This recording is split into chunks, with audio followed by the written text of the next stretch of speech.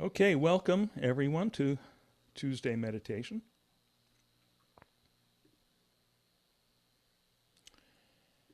And let's start by sitting up comfortably.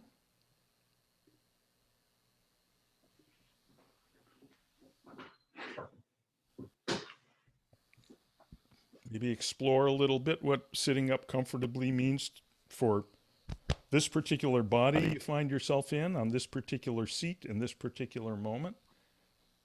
See if there's some little micro adjustments that the body wants to be more comfortable.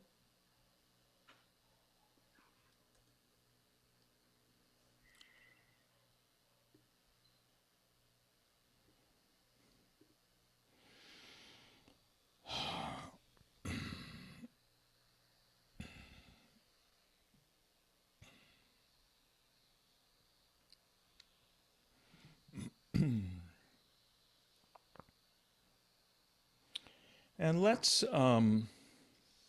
what? Sitting comfortably, let's close our eyes.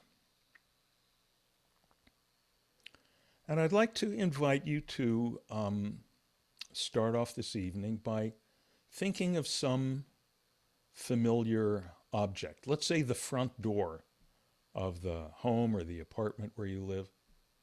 Notice as soon as we say that front door, there it is. There's an image of it in your mind. So there's no work involved. As usual, we don't believe in doing a lot of work.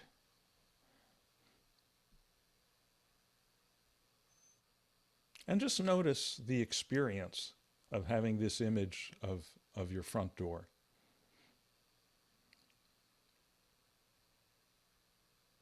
Notice that it has qualities, we could say, or characteristics. Certain color or colors, certain shape.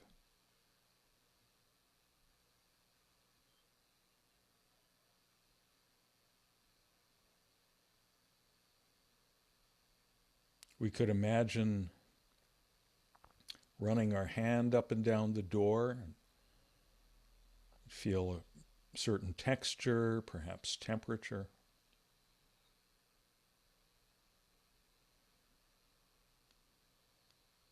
If we were to knock on the door, we'd hear a particular sound.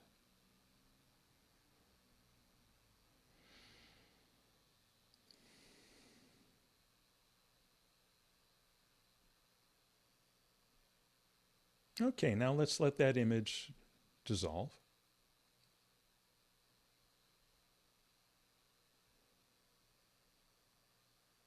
Now please think about your bed.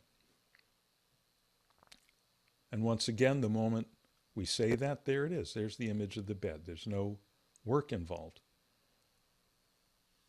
The visual impressions of the bed just arise spontaneously within our awareness. There's certain shapes involved of the mattress, the frame, the pillows, the covers, the sheets.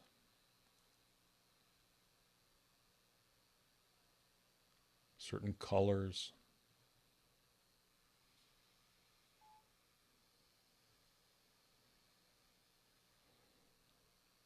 If you, in your imagination, run your hand over the pillow or the blanket, the texture is quite different from the texture of the door.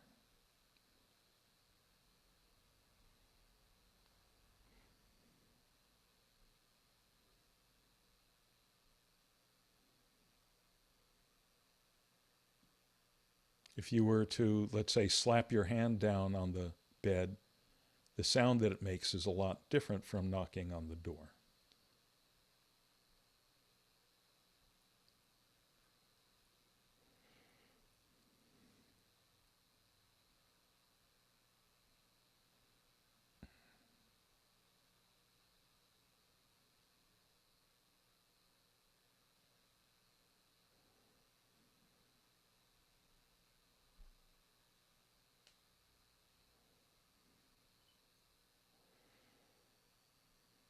So again, all these qualities, all these characteristics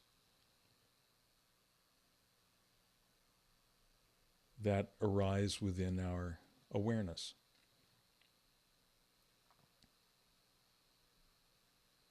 And we can let this image of the bed dissolve now.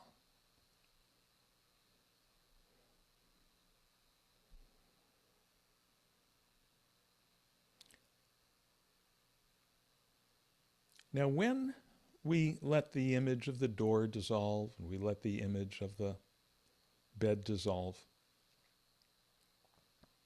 what's left? What's left? Can you see that the awareness within which both images arose, that awareness remains? Maybe other images come and go. But the one thing that does not come and go is this awareness, this kind of open space, this screen, so to speak, on which or within which everything else comes and goes.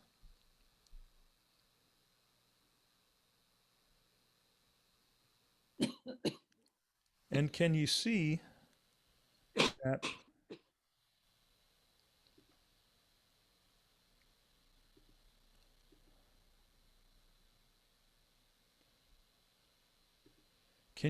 that whereas all the images that come and go have qualities, characteristics like sound and texture and color, the awareness itself doesn't have any qualities.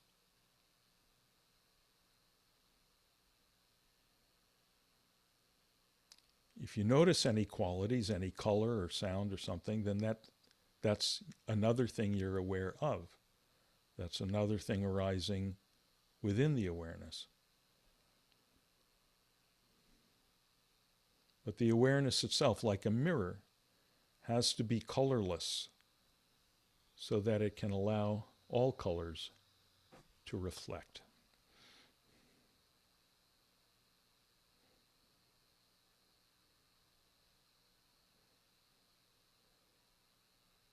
Now, when we allowed the door image to arise and then went away, whatever colors it had, after the image went away, did the colors stick to the awareness? Does the awareness take on the colors of the door or the colors of the bed or the texture of either one? Maybe some sort of echo of one of those remains, some continuing to remember having that, but again, that's something we're aware of. Let's say your door, for the sake of argument, let's say your door is orange and your bed covering is blue. Is the awareness orange or blue? No. In fact, please allow the image of the door to come back now and the image of the bed at the same time. So we can see the blue door and the orange door and the blue bed or whatever it is at the same time. So the image, the awareness they arise in clearly has no color.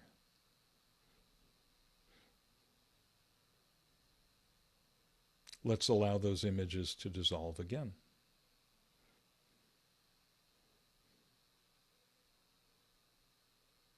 And again, just sitting in the awareness itself. Almost like the empty stage. We had one act come onto the stage and then leave, and another act come on and leave. But the empty space of the stage remains.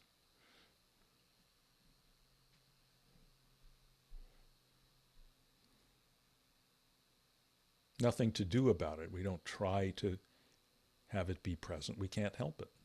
Try to make the space of awareness go away. We can't do it.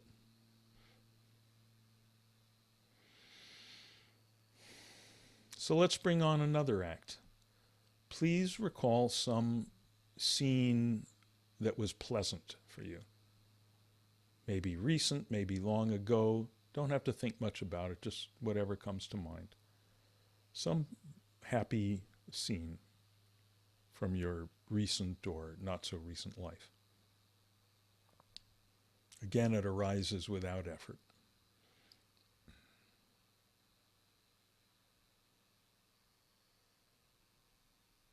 And again, it has qualities, characteristics.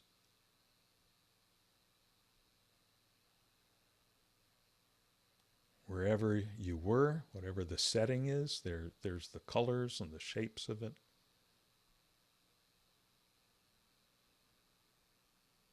Maybe other people involved, in which case there's their appearance, their shape and color. Maybe sound, things people were saying, or music that was playing, or the ocean breeze, but whatever it was there.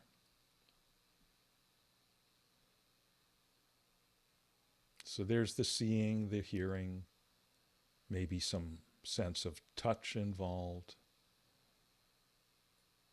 the temperature of the air, or whatever. Maybe some smell or taste. Maybe there was some eating some nice meal. So we're not trying to do anything with it. We're just noticing. We're just noticing what's there and how it arises within the awareness.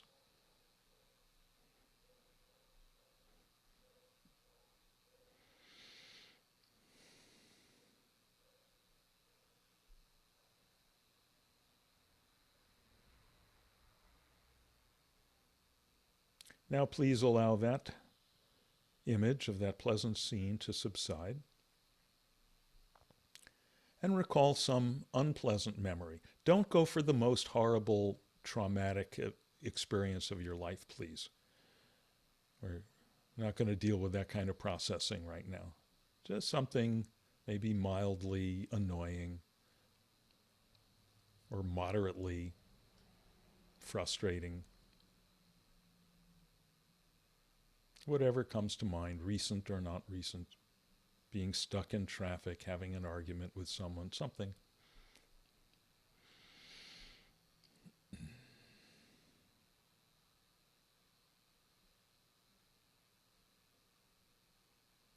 And again, please notice the visual aspect of that scene.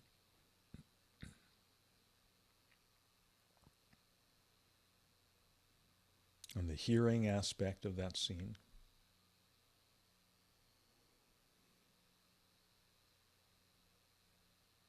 Any of the other 5 senses that were involved.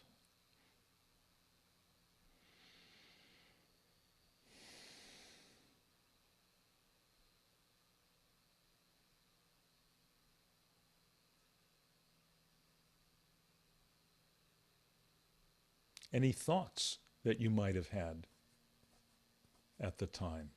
Oh, this person is such a jerk, they don't understand, or whatever it is.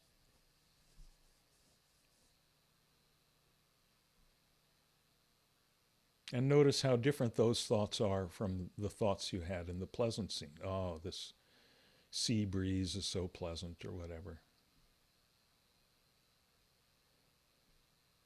And any emotions, feelings in that unpleasant scene.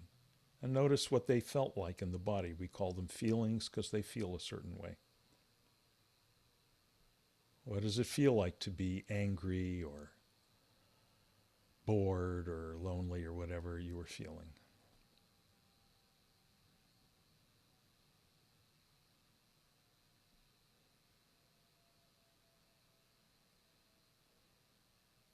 And in fact, now let's bring back the happy scene alongside the unpleasant scene.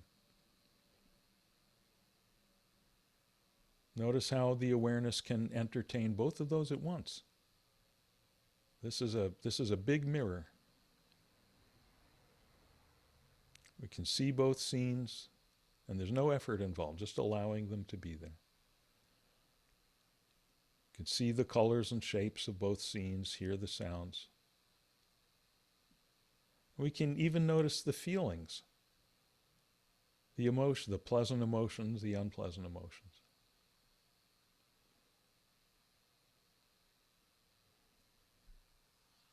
Maybe it seems a little murky, confused. That's okay. But the general principle is here that the awareness can, like a very big mirror, reflect all of that, even contradictory things at once.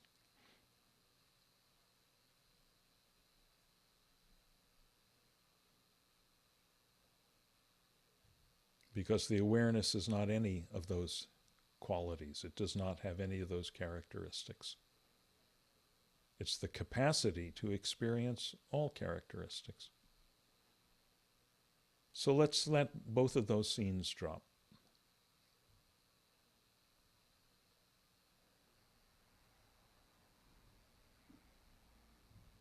And of course, the awareness remains, as it always does.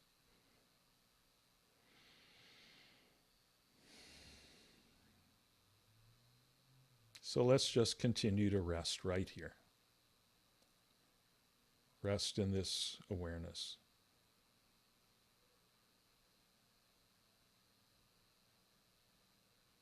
Where we already are, where we always already are.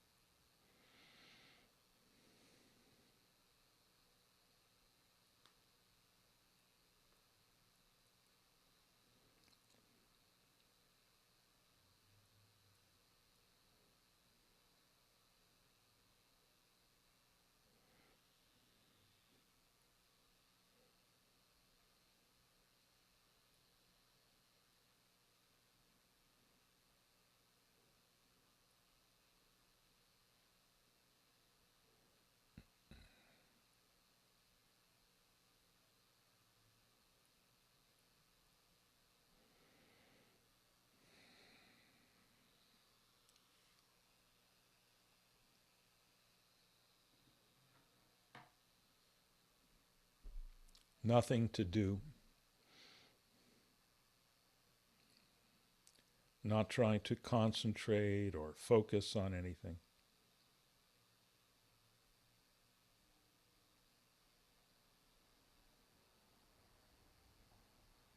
Not trying to hold on to anything or push anything away. Anything that we could hold on to, even if we could, anything that we could push away, even if we could, would just be the contents of awareness. They would just be the stuff that floats around in the mirror. We don't care what the stuff is. We're just resting in the mirror itself. We're resting as the mirror, resting as awareness. And as we've seen, the mirror is not affected by what reflects in it.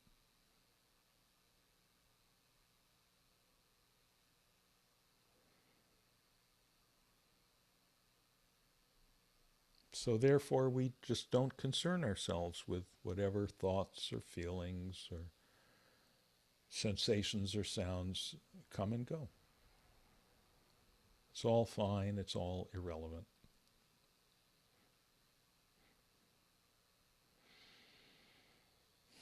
We just rest back into this awareness right here.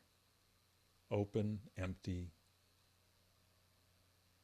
No matter how much stuff is swimming around in it, it's by nature always empty, empty of qualities.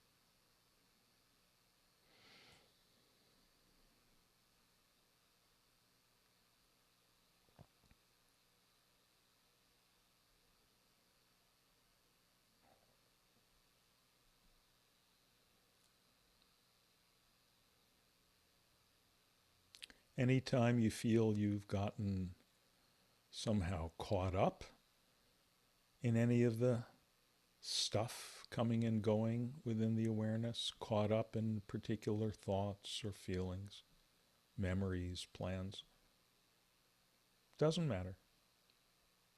Just relax your grip on it.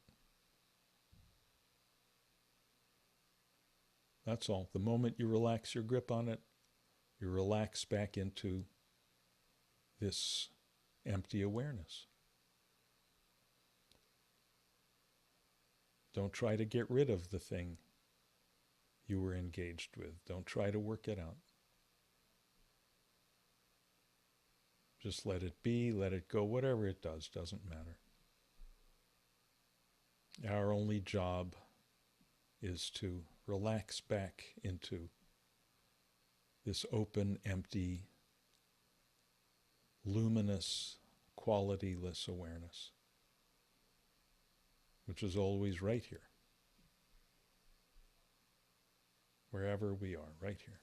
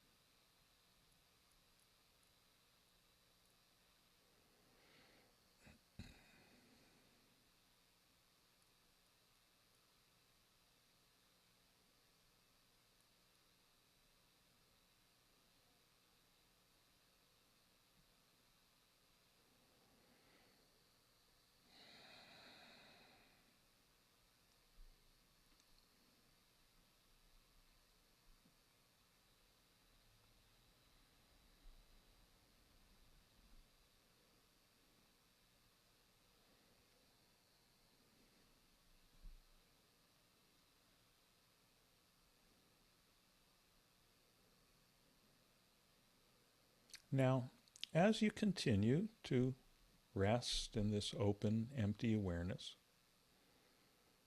just as we allowed images of the door, the happy scene, and so forth to arise,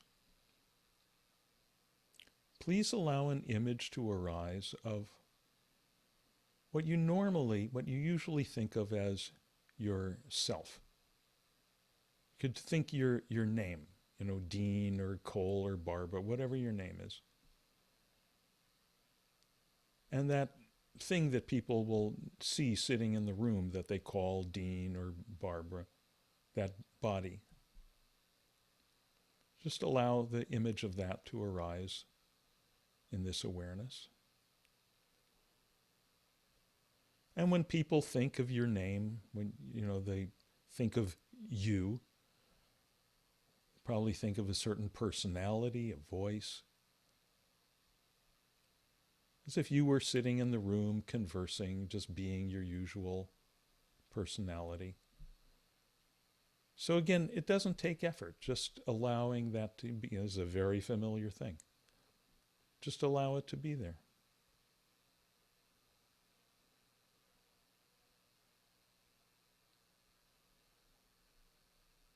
And just like the door or the bed, notice that there are certain qualities, certain shape,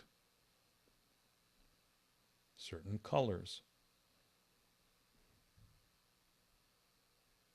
If you were to run your hand over their skin or through their hair or over their clothing, there'd be certain textures, certain temperature.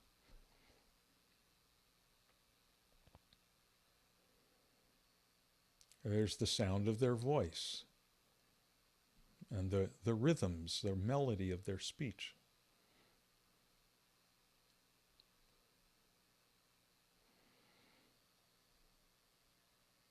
And the particular kind of flavor, let's say, of their personality.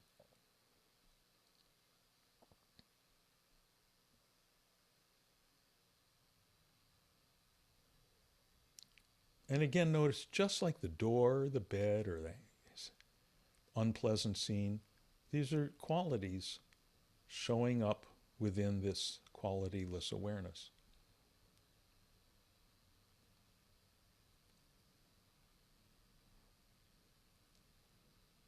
And now allow that to dissolve. Rest back in this qualityless awareness.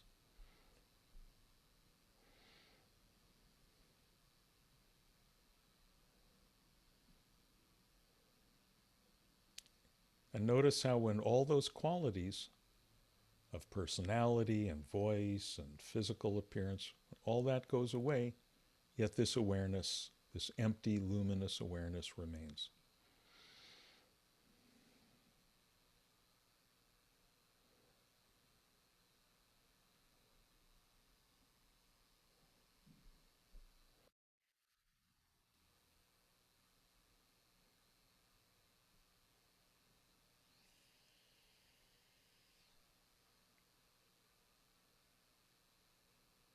And you can just continue to rest in this open awareness.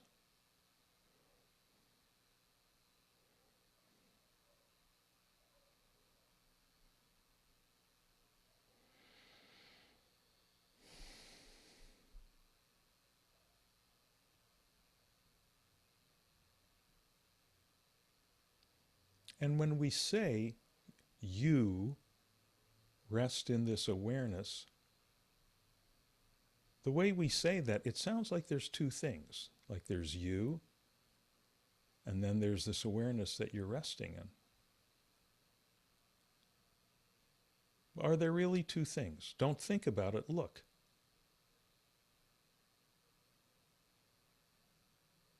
Are you experiencing a you that is in any way separate from or distant from this awareness?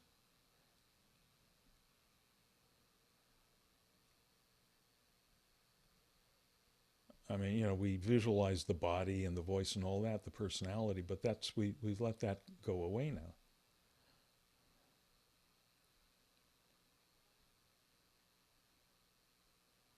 Those are just qualities we were aware of.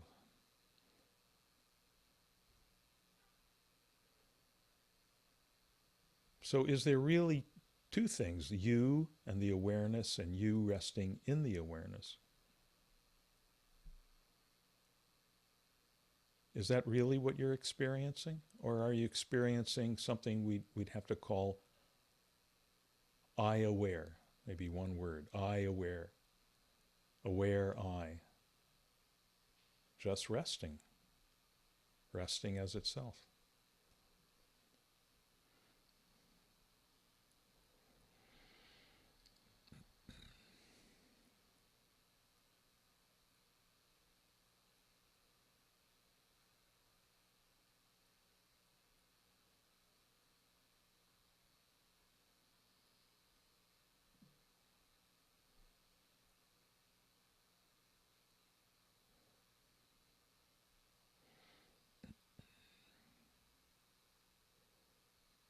Again, nothing to figure out here. We're just lightly noticing what's going on.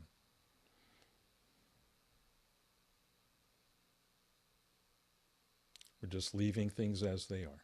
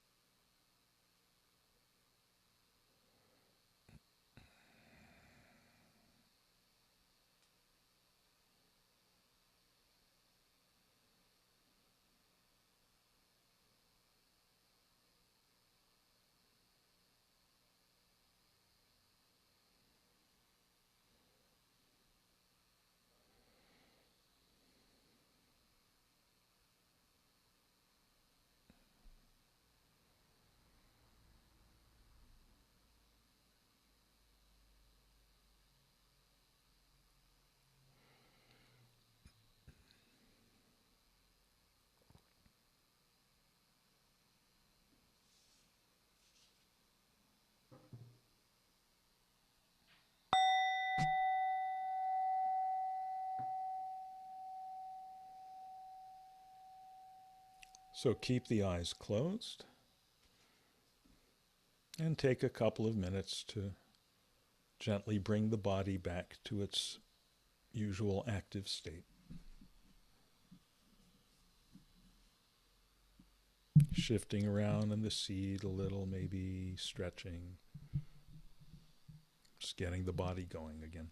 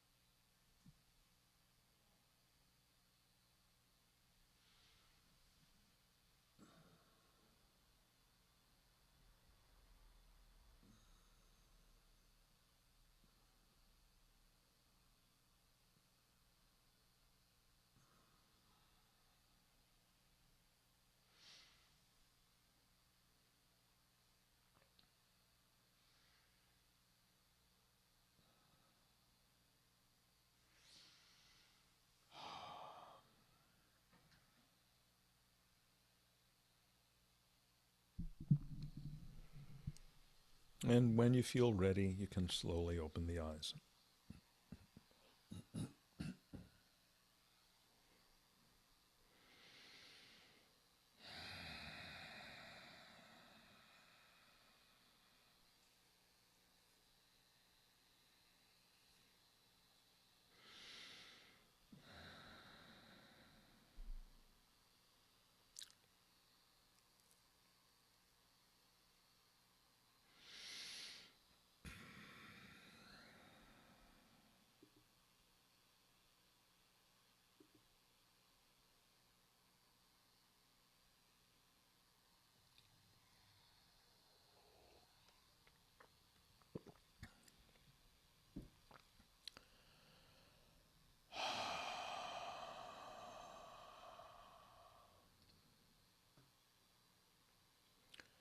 Okay, how is everyone doing? Everybody good? That was very powerful. I'm sorry, say it again, Kelly. I said it was very powerful, Very powerful. Yeah, good. powerful Powerful. meditation. Yeah, good. Mhm. Any further other comments or questions about the meditation? Yes, Yes. Yehudit, please. Yeah, it was very powerful, meaning I felt like you're just talking to me tonight and it was very helpful that you said to go to a pleasant image, because something very unpleasant happened to me today. Mm-hmm. It's not really unpleasant, but it's more, I'm thinking about how to phrase my question, Mm-hmm. how to take the experience of meditation into a moment when you are in a state of fear. And I was a little bit fearful, a lot of fearful today, in a state of fearful. I was hiking, as you know, and just in the very beginning, I was all alone, and I never seen it before. A bobcat passed my way on the trail. Ooh. Mm-hmm. Ooh. Yeah. So release your grip. No, I was fearful, and Sure. I didn't panic. I didn't scream or shout because nobody was around. I was all by myself, which is not a good thing really to do. Right. And I looked at it, and it was walking away slowly, minding its own business. And I was fearful, and I did not know what to do. And usually I'm really not fearful. I'm doing it for over 25 years. Mm-hmm. I turned around and I said, that's it. Go home or find another trail somewhere else. Mm-hmm. But a young lady, as I'm going down, a young lady comes up, and I told her that. And she said, it's my birthday today, so I'm going to the top of Mount Goldie. And because she didn't see it, so she didn't have this state of fearfulness. I said, okay, I'll go with you. And then we didn't see it, of course, and we walked, and then she went ahead of me. And because I'm not so fast anymore anyway, I went only halfway to where I wanted to go. I felt the whole time, I don't want to say not nervous, but there was like my heart was, I was so aware, so aware of my awareness. And then I came down. And when you talk now think about something unpleasant, that immediately came to my head. Right. My heart was like constantly not at ease, but then I was thinking about something very pleasant, an activity, some wonderful kayaking we did. So I feel like you're just talking to me constantly. How will I get over that fear? I do not know. I don't know. Right. So the question is, yes, I couldn't sit down there and meditate and relax my grip. I had to walk away. Right. Anyway, it was a situation. I'm not sure how to deal with that, because you Right. never know, It's a Right. really state of fear. It's not anxiety, it's fear. Yeah. Yeah. There is But a it's more difference. powerful than, Yeah. yeah, and it's a surprise and whatever. Right. Anyway, I had to share it with you Yeah. because No, it's it just good. happened today. As you may know, I wrote a whole book on this topic. Right. I wrote a whole book about fear. I wrote a. Which one? Which, You haven't seen this book? No, yeah, hold on. right. Hold on. I think I have it. Maybe. I'm not sure. Okay. I'm really I'm gonna sorry. show and tell. Okay, here we go. Fear less, living beyond fear, anxiety, anger, and addiction. So, yeah. So you're I have not the the book. so Actually, so the whole thing. Okay. so you're not the only one. It's an epidemic. There's all kinds of things that people uh, uh, are fearful of or have anxiety about. Which, as you say, that's different. Also, anger, also addiction. So I go on for, I don't know, 200 pages about that stuff in that book.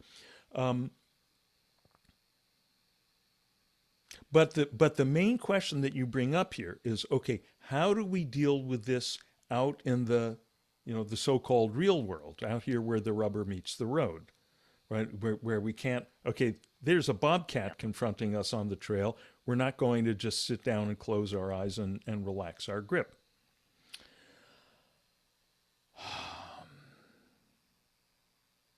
There are a few things, and actually I talk about some of them in the book that I'm not going to go into now, that you can do right there in the moment to help loosen things up and have more looseness and more clarity. But the main thing is that even though we don't sit down and meditate on the trail in that moment, because we're doing regular meditation, ideally we're meditating every day, that's changing the way that we experience these confrontations in the outside world, in the world where our eyes are open. Okay. Um, and even as you were describing that and telling me, okay, you were fearful and all that, fine. But there was something else you said. You said you were very aware of your awareness. Okay. All right. Most people in these situations are not aware of their awareness. They are overshadowed by the fear. It's as if the fear or the anxiety or the addictive craving or whatever it is, it's as if that just completely fills the screen of their awareness and they forget that there's even a screen. It's just like that's the only thing going on, right? We become overwhelmed by the thing, if it's intense enough. Which is why, by the way, you've probably seen, people can get so caught up in things that sometimes it'll be ourselves. We can get caught up in something that later on we look back at and say, that was really rather trivial. Marriage is a wonderful, wonderful laboratory for experiencing these things. You and your partner can get caught up in something and really get, no, it's this way, no, it's that way, no, you said that, no, and then later on we go, what the hell were we arguing about? It was such a small thing. But it's because it doesn't matter how big or how small the thing is. If that's what we're looking at the moment, it can fill the whole screen. And we can lose the awareness that there is a screen. Now, the point of this particular direction that we went in the meditation tonight, I probably it's clear to you, it's not that so much that, okay, now we're having an unpleasant experience, now we replace it with a pleasant experience. What we're doing is we're experiencing that which is always there, whether what's going on within the screen is pleasant or unpleasant, whether it's a red bedspread or or a blue door or whatever it is. The awareness within which it happens is unaffected, is colorless. There is this aspect of ourselves that is not overshadowed by any qualities, because it has no qualities. It never takes on any qualities. And that's where the real peace is there. That's where the real peace, that's where the real serenity is. Most people go through their lives trying to find peace, trying to find fulfillment, trying to find happiness by manipulating the stuff that's in the screen of awareness. I'm gonna look at these pretty colors, not these things over here. And of course, sure, we do that. Of course, I'm gonna watch the movies I enjoy and not the movies that I think are stupid, and there's plenty of them, right? Of course. But if that's all we have, then we're like everyone else. Because we're Dharma practitioners, because we're spiritual practitioners, we're also doing this other thing, which is relaxing back into that which is not pleasant, not unpleasant, not red, not green, not nothing. And then more and more, and this is the key thing, what happens when we confront the bobcat on the path? And for everyone, it's something different. For you, it was a bobcat today. Tomorrow, for you, it'll be something different. For someone else, it was the angry neighbor giving you a hard time about your garbage cans, or it was the, struggling with the thing about in your work, or whatever it is. Whatever we confront, more and more as we continue to practice each day, relax back into that transcendental awareness that's not this and not that, more and more the awareness of that awareness, exactly what you said, the awareness of that awareness more and more is experienced. So that think of the things that happen to us, the bobcats, or the relationship challenges, the professional challenges. They're like the waves on the ocean. The waves are the waves. They will continue to be there. We're not going to make the waves smaller. But what we can do is more and more expand our awareness of the awareness, which is the silent ocean beneath, and more that ocean is so big that it dwarfs the waves. So we don't get thrown by them. We don't get overwhelmed by them.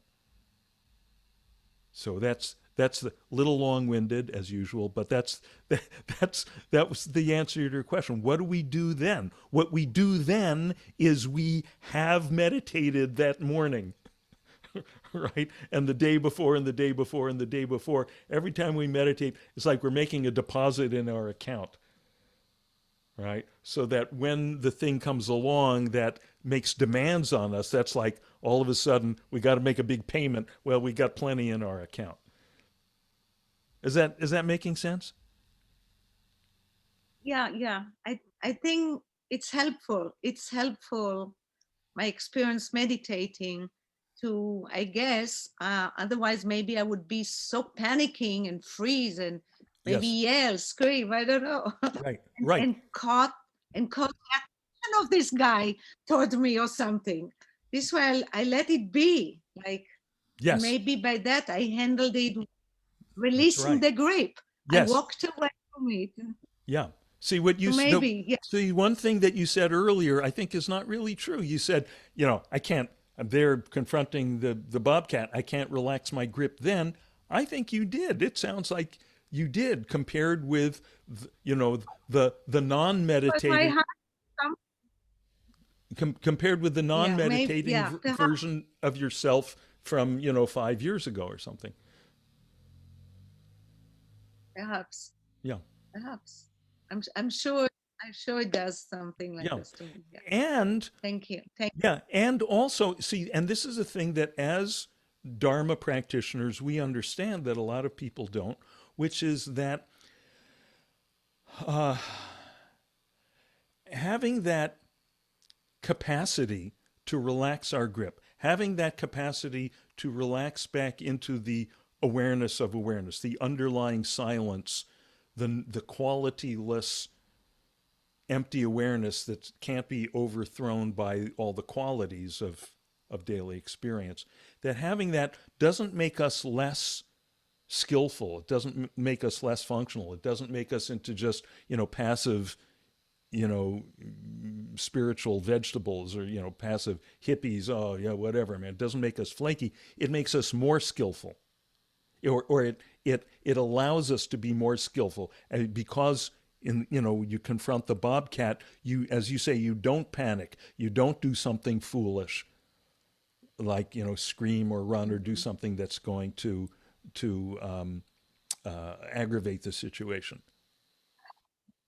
Right. I mean, it's hard to say for sure. Okay, in this situation, we don't get to do the A/B test. We don't get to go back 5 years and clone Yehudit and have the one that's been meditating for 5 years and the one who hasn't both confront the bobcat on the trail and compare. So it's kind of a subjective thing, kind of a rough thing.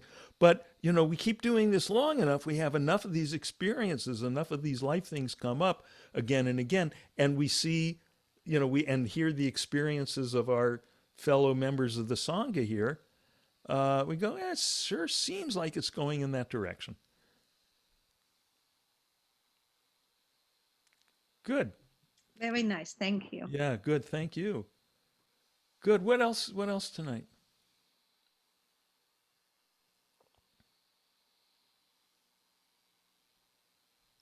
Anything else tonight?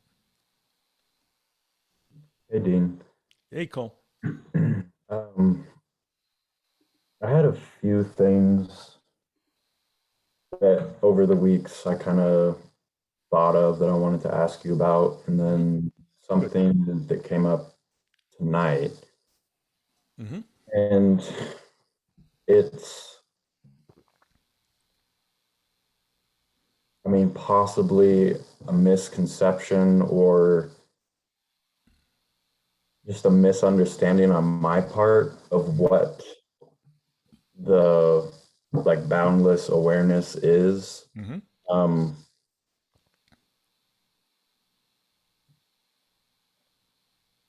because I want to conceptualize it to get to it, you know, but it's Right. always there. Like it's always in front of my face, but I'm looking for it. And it's almost like doing that means I can't find it in a way. Right. And in the past, I've kind of conceptualized it as like just like space, like just blackness with nothing in it. It's just this openness. Mm-hmm. But even that has a quality of like the color of blackness. And Right. so Right. I don't I don't know what to do really. Like and I think I mean I might be overthinking it because I know what it is. It's there and am experiencing it and I've been doing this for long enough to like Right. kind of know what it is, but Right. um I don't know, I just like to like nitpick these things. Yeah, no, no, no, no. What you're doing is very good. It's very important. You're doing exactly the right thing here. And everyone does this to some degree. Everyone goes through this. It's very important to bring as much clarity to bear on this as we can. Now look at what's what because you're so tuned into this, you're very conscious of the fact that you're doing a thing that a lot of people do unconsciously. Mm. you know uh, Most people, when we say boundlessness, we say the infinite. The the nature of our minds, right, our minds, as not awareness, but our minds, the minds which generate thoughts and images and so forth. The nature of our mind is to look for something or create something that corresponds to those words: infinite, boundlessness, awareness, right? Now we could kind of put this on a sliding scale, on the these explorations of awareness, which have been going on for thousands of years. What happens over time, someone gets a good shot of it over here, good shot of it over here. They start talking about it. They start giving discourses or sermons about it, and yada yada yada. A couple of hundred years later, it becomes religion. People have trouble quite gripping what they were talking about, and so they turn it into something concrete. They make a graven image, right? Well, yeah, it's bigger than we are. We feel very awed in the presence of it, so we'll make it like a big king, right? We'll make it, or make it like a great father, or we make it like some big object, right? We're we're What we're doing here is more sophisticated than that. Okay, we know it's not a gross object. We know it's not a person with arms and legs and so forth. But still, the same mind that creates those very, chunky concrete images, the same mind is still trying to do it. So what we do is we create these very subtle images that, it's like a like a cloud, like a vague sort of cloud thing, or a vague like some kind of electricity, or sense of energy, something. Some can be even a very, very subtle thing. Is this making sense to you, Cole? This is ringing a bell. Now, what I want to invite you and everyone else to do, we don't even have to close our eyes for this. Just as we did before, okay, actually let's do this with our eyes open. I want to prove that we can do this anytime, anywhere. Just as we did before, please once again summon the image of your front door. Here it is within the awareness, right? Now, where is that in space? Is that here in front of your eyes? Is it? It's not anywhere in space, right? It's just in awareness. We can't pin it down because it's not in space. It's not anywhere in the dimension of space. It's in awareness, which is not spatial, right? Let's let that go. Summon the image of your bed. Yep, there it is. Right? There's its qualities. Let it go. Now, summon the image of whatever subtle images you have of the boundless, the awareness, the infinite. Right? Now, much more subtle, but can you see there's a something coming up there? Right? A subtle something. Right? And that subtle something has subtle quality, subtle texture. Just as the bed has a texture, the door has a texture. This has a texture more subtle, but that's not it. That within which, and let that go now, that within which the door image came and went, the bed image came and went, the so-called infinite image came and went, that within which they all come and go, that's it. That's it. Okay? So anytime you're going, oh, this image of it, this concept of it, we can do the same thing with concepts. We can have a concept of a door. Oh, yeah, once upon a time, they were, people lived in caves, and the cave, there was just an opening, and then someone thought of putting a thing there to block it to keep the bobcats out, and and then they started making doors, and they made them rectangular. We can have all these concepts of door, but that's not it. Right? We can summon those concepts of the door, but where are they taking place? They're taking place within awareness. We can have all those concepts of the bed. Once upon a time, people slept on a pile of leaves, yada, yada, yada. Now I've got my, memory foam or whatever it is, right? All those concepts of bed are happening in awareness. Let them go. Now, all our concepts of the infinite. Oh, it's the most fulfilling thing. It's within what the Buddha called nirvana and what Jesus called the kingdom of heaven within you, Good, great. But that's just concepts. That within which, that, for lack of a better word, space within which the concept comes and goes, that's it. Yeah, it's like a space. It's like a inner space. Yeah, well, we can say that, but I keep using the word space, which is about as close as we can come. But then we have to even look at that, because notice what happens when you say the word space. Ah, yes, it's an inner space. Please notice, this is now important now, Kelly. Very important when we say, oh, it's like inner space. Is there some subtle image, some very subtle texture that you're summoning, some subtle concept that you like, that makes you feel comfortable, like I found it, because that's not it either. It's that within which that is being entertained. Yeah, I know what you mean. Yeah. Yeah. Okay. And this is very valuable. We have to keep doing this. We have to keep noticing anything we're identifying with it, and blow that up. Because otherwise we're practicing idolatry, which sounds funny coming from a guy who's got a whole altar full of idols there. But you know what? It's fine to have idols as long as you know they're idols. Right?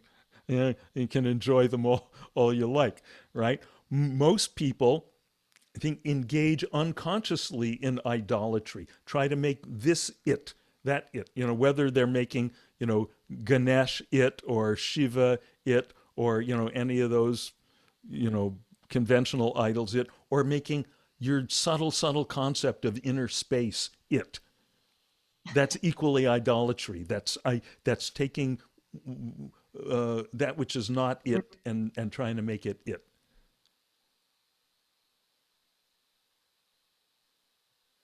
In the Bible, in the Old Testament, this is represented symbolically in the whole story of Moses going up to the top of the mountain. Right? What is that? Going up to the top of the mountain. That's the transcendence. That's the relaxing back into the boundlessness. Right? What happens? Right? What's a mountain? A mountain is, it's material, right? But then as you get closer to the top, the materiality of it gets skinnier and skinnier. It tapers to a point and then goes away. That's transcendence. That's what happens when we meditate, right? our engagement with the world of space and time and matter, all that gets thinner and thinner and thinner. It thins out, and then we're at the top of the mountain, right? And Yeah. what happens there? And Moses there, who is the representative of us. What is he? That's where he encounters God, right? And he comes back. Then he comes back down. It's And not. this is It's not physical anymore. say it again. It's not physical anymore. It's Yeah, not physical. yeah. There, it's in not. Nothing is physical. No physical. No time. No space. No concept. No nothing. Right. Again, the immortal words of my teacher Maharishi. It's just nothing, but there's something very good about it, right? Something infinitely good about it. So, but then comes the challenge, which is exactly Yehudit, what you were talking about, confronting the bobcat. What happens when we come out of meditation? When we come down the mountain, and Moses comes back to the whole tribe. So that's back to the world of activity, right? And what happens? Well, they got nervous while he was gone, and they needed something to stay focused on. So they made a golden calf, and they started worshiping the golden calf. What is the golden calf? It's a false idol. It's a false god. It's so that's what we do while we're waiting for the the real transcendence to permeate our lives.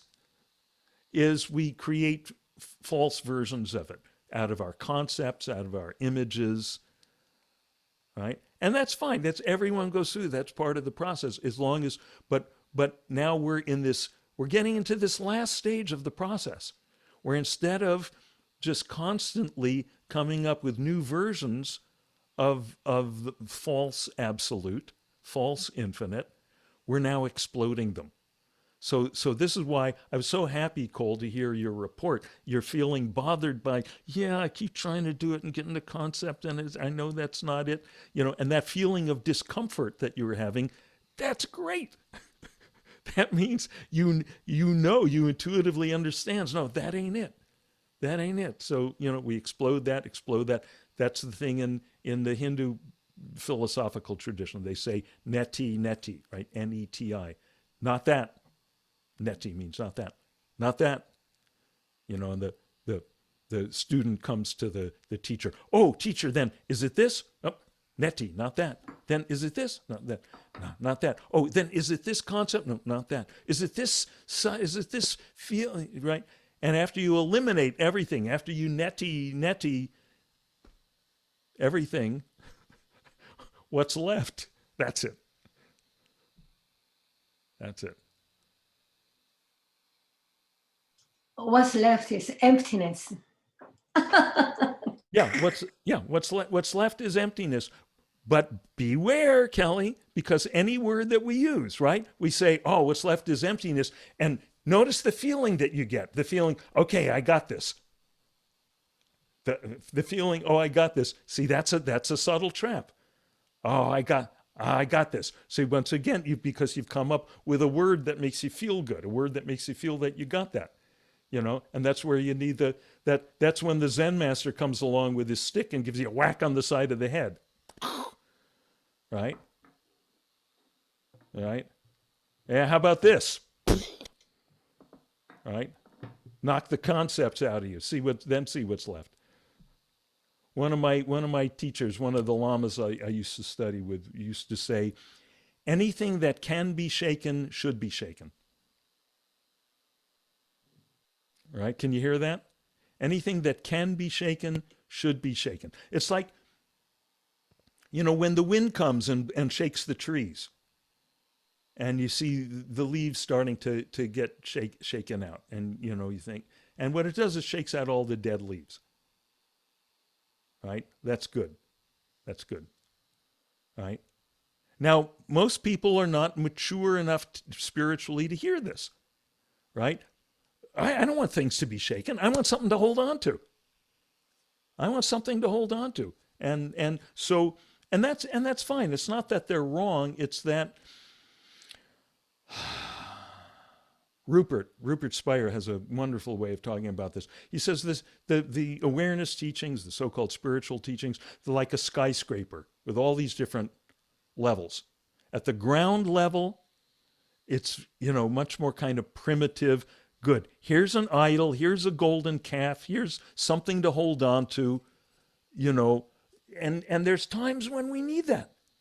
We're coming out of whatever. We're coming out of upset, anxiety, addiction, whatever. And God, throw me a life preserver, something to hang on to. Something when you're in the midst of, something, let me recite the Lord's Prayer, something, that's great. That's great. It's not wrong. That's appropriate on the lower levels, right? And the reality for all of us is, we go up and down, right? But, what we're doing here is we're exploring the upper levels. So, it's like Moses going up the mountain, the upper levels of the skyscraper, where there's less and less to hang on to, because we can handle it. And and that's why our practice here is relax the grip. Relax, whatever you find yourself hanging on to, let go of that, let go of that, let go of that, till there's nothing left. Relax back into that nothing. Now, Kelly, I'm using the same word that you used a few minutes ago that I was beating you up for, but I got to use words when I talk to you. The real teaching comes when we shut up.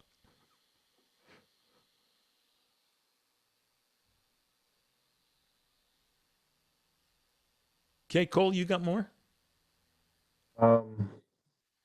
Yeah. I'm just trying to process what you just said, though, because like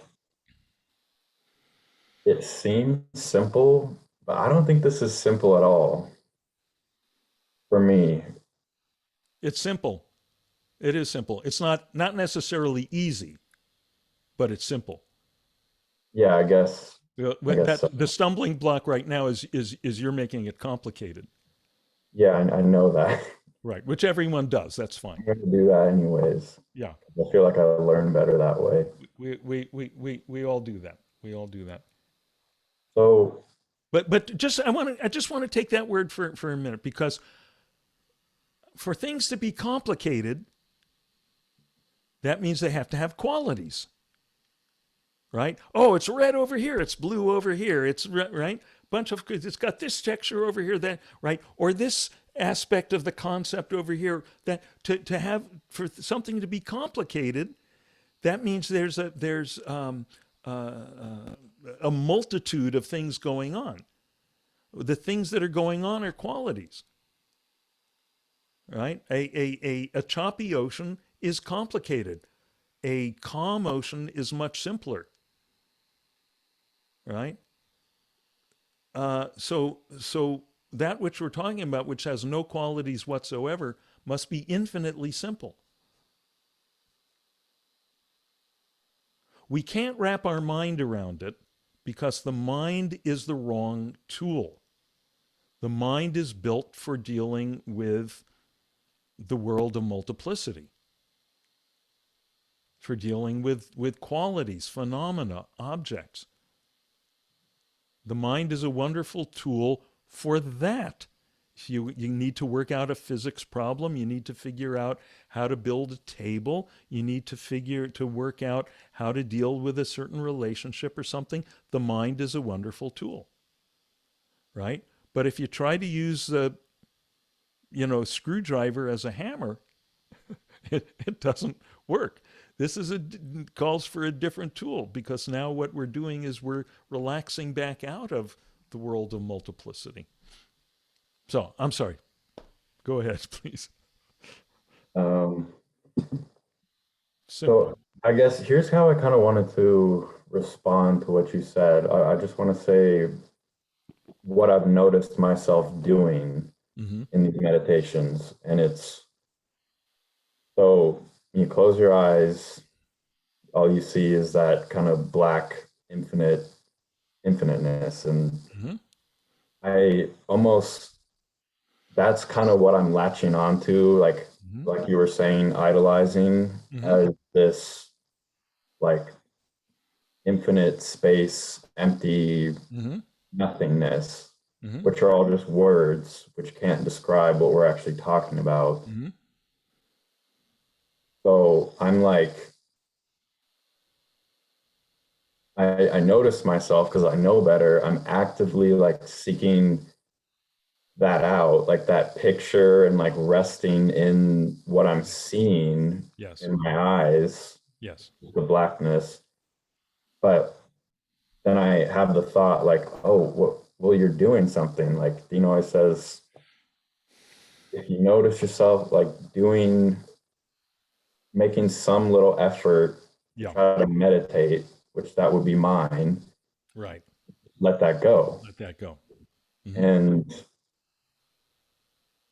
like it's sure relaxing doing that though, like Mm-hmm. just kind of resting in what you're Yeah. seeing and Yeah. just And the blackness. fact that you're not satisfied with that is shows that you are really an advanced, sophisticated practitioner.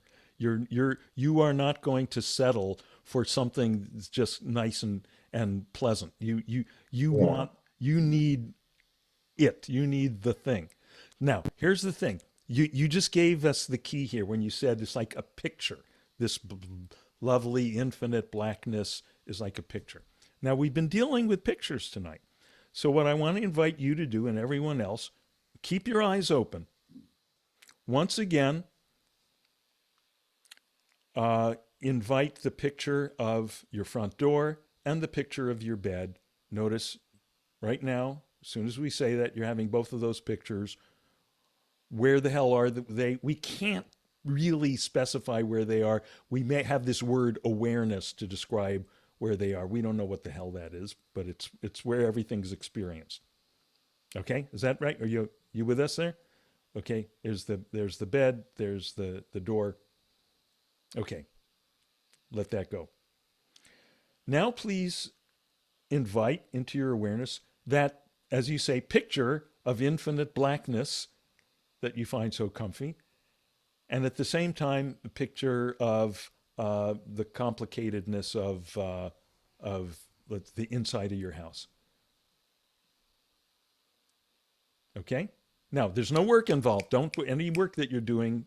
Let go of that. Okay. Just as soon as we say that, they're both there. That which arises when we say that. Now, where are both of those being experienced? They're being experienced in this, what we, for lack of a better word, we call awareness. That's it. It's not this black picture over here. It's not this picture of the inside of the house over there. It's that within which they both arise. And now drop them both right here where you continue to be, only place we ever are. This is it. This is it right now. Rest here. We don't have to close our eyes. We don't have to fold our legs. That can be helpful in the early stages. But right, this is it. This is it. Are you aware? Cole, are you aware? It's not a trick Yeah. question. It's not a trick question. Are you aware? You hear me talking to you. I think you're aware. Yeah, I am. Okay. I'm not asking, are you infinitely aware? Are you cosmically aware? Just, are you aware? Yeah. Okay. Um,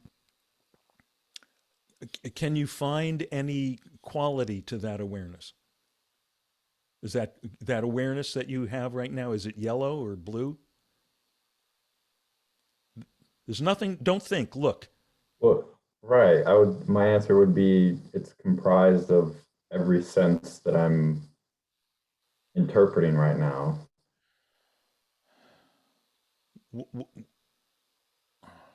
If all the senses go away, then do you stop being aware? No. So it can't be comprised of the senses or the objects of the senses. It's that, so to speak, within which the senses are experienced. Not only, now notice we say senses, we're being slightly sloppy in our language. There's actually the objects of the senses, right? There's like red and blue, those are objects or experiences of the senses. Then there's the senses itself, like vision. So we're aware of objects of the senses, like this temperature, this texture, and also the sense itself, the sense of feeling. Like for instance, we could say, I hear better through my left ear than I do through my right ear. So we're aware not only of the things we hear, but of hearing itself. Now, let's do a little thought experiment. What if all the objects of the senses go away? Right? No color. We're actually getting close to what you were talking about, your nice little, black space. All the objects of the senses go away. What if all the senses go away? Still awareness remains. So awareness does not depend on any of the senses or any of the objects of the senses, but does awareness depend on the lack of the senses? Does awareness depend on blackness? No, because you're aware right now. It may be easier, it may seem easier to become aware of awareness in the early stages by going into some black cave, literally, physically a cave. There's a long history. People going into caves, they were not fools. There's a reason they did that. Temporarily, let's get rid of all this outer stimuli that we're used to being caught up in. Not this, not the traffic noise, not the. I've been in some of those caves in India. It's really black in there, really silent. Pretty cool, right? And you go, okay, I can see the reason for this. This is a sensory deprivation chamber, and then it becomes easier to become aware of my awareness because I'm not caught up in the traffic and the social stuff and all my thoughts. But then the point is, then we come out of the cave and we go, oh, it's still awareness. It's still awareness. And how much time you have to spend in the cave, whether it's physically, literally a cave, or sitting here with our eyes closed, feeling the lack of the sensory experience. How much in the cave, how much out of the cave went, it's going to be different for different people and different at different stages of our practice. But as long as we have a general sense of the structure of that, okay, there's in the cave, there's out of the cave. That the ultimate thing, that it is not anything that is an object of the senses, and it's not the lack of the senses, right? We don't want to fetishize either of those, right?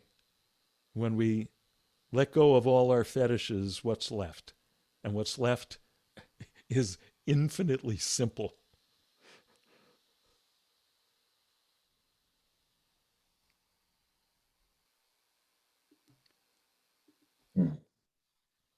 Okay? Yeah.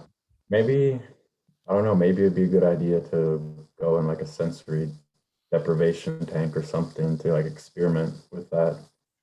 Yeah, if you're drawn to do that, you can do that. Do you know the book Silence by John Cage? I don't. Oh, Cole, you should read this book. You should, first of all, because you're a musician. Every musician, John Cage, who was, the great avant-garde composer of the 20th century. He was famous for his silent piano concerti, not concerti, sonata or something. Where the sheet music calls for the pianist to come out, open the keyboard, and sit there for 9 minutes and 44 seconds or something, right? But read this book, Silence. He was brilliant. And he would do all kinds of cool things, like take blank music writing paper and a fountain pen and fling ink at your staff, and that would be the notes. He was just brilliant. And in one part of the book, he talks about going into the sensory deprivation chamber and thinking, now I'm finally going to experience real silence. And he was really disappointed because what he experienced was the beating of his heart, the motion of his breath, right? And he realized, and there's a quote in the book, he says something like, the true silence is not acoustical, right? The true silence is not acoustical. It's the nature of awareness itself, something like that, right? So, yeah, you could go into the sensory deprivation chamber to find out, another layer of what it's not. Right. You know, and that's not necessarily a bad exercise. Like I said, I'm glad I went into those caves. Mhm. You know, it's all exploration. You just don't get hung up on anything. It's time for us to go. So, thanks everyone. Really lovely being here with you as always. Thank you. That was so wonderful. Good, good, good. Loka samasta sukino bhavantu. Loka samasta sukino bhavantu. Loka samasta sukino bhavantu. Om Shanti Shanti Shanti.